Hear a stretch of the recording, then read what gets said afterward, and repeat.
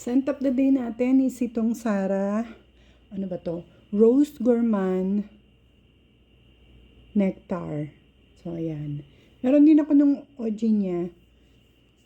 Pero ito naman is Nectar. Ang kanyang notes is,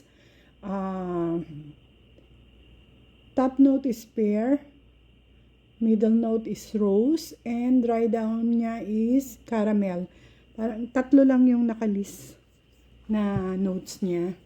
So, sprayin tayo.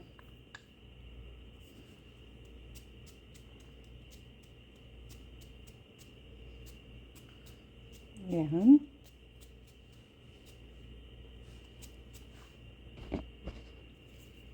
Ito naman sa kabila. So, ayan. Sa kamay. So, ayan ang ating scent of the day. Rose Gourmand Nectar. Bango.